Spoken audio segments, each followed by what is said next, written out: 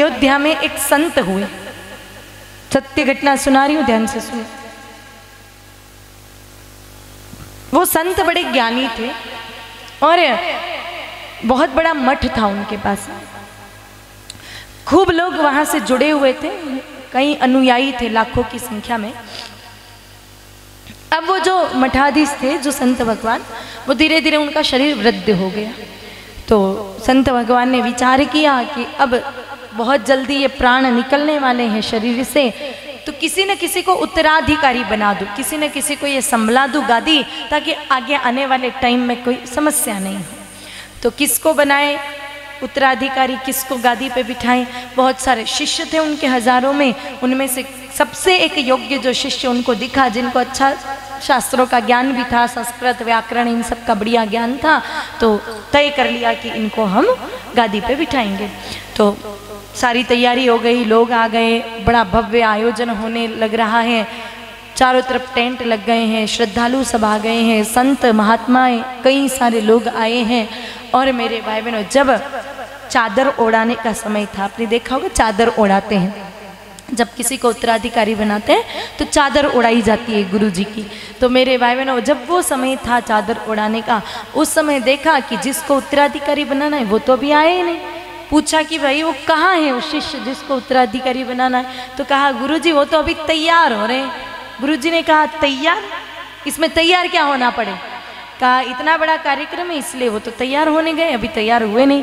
गुरुजी ने कहा कि जिस व्यक्ति को मैं उत्तराधिकारी बना रहा हूँ वो अभी बैठा नहीं है गादी पे, और बैठने से पहले ये तैयार होने में इतना टाइम लगा रहा है। अगर इसको मैं गादी पे बिठा दूं तो ये तो पूरी जिंदगी तैयार होने में ही बिता देगा, लोक कल्याण का तो काम ही नहीं होगा। इस आश्रम से जो पुण्यार्थ के काम हो रहे हैं वो तो सब बंद हो जाएंगे। गुरुजी ने उसी समय कैंसिल कर दिया कि इसको तो मैं गादी पे नहीं बिठाऊं। अब एन टाइम पे सब लोग आ गए हैं, क्या करें, किसको बिठाएं? तो मेरे भाई बहनों, गुरुजी ऐसे ही विचार करते करते सोच रहे थे कि और कौन सा शिष्य योग्य है। घूमते घूमते घूमते विचार करते करते जा रहे थे, इतने में आश्रम में एक गौशाला थी, गोष्ठ था। तो उस गौशाला में एक ग्वाला था, वो मस्ती से गोबर उठा रहा था। इतना बड़ा कार्यक्रम था, उसको उससे कोई लेना देना नहीं। वो अपनी मस्ती में फटे पुराने कपड़े पहन करके, गोबर से सने हुए कपड़े पहने, हाथ में गोबर और मस्ती से गैया का गोबर उठा रहा है। मेरे भाई बहनों, गोबर उठाते उठाते देखा उस ग्वाले को, तो मेरे भाई बहनों उन महात्मा जी ने कहा इससे योग्य और कोई नहीं होगा। जिसके हाथ में गोबर लगा हुआ है, इससे ज़्यादा योग्यता और किस में होगी? तो गए पास में ग्वाले के, कहा हाथ पकड़ के चल भाया। कहा गुरुजी कटे जानो आदेश दो आप। कहा तू चाल तो सही। कहा गुरुजी पर मारा तो हाथ ही गोबर वाला है, एक बार थे कहो तो मैं थोड़ा हाथ तो धो लूँ। तो गुरुजी कहो कि थारे हाथ में गोबर है, जो ही तने ले जा रहे हो तो हाथ धोवे तो पचे तारे पास कहीं है जो थाने मुँह ले जाऊँ। तो तू तो गोबर वाले हाथ से ही चले। गोबर से सने हुए हाथों से ही ले गए और मेरे भाई बहनों उस ग्वाले को चादर ओढ़ा दी, उसको मठाधीश बना दिया।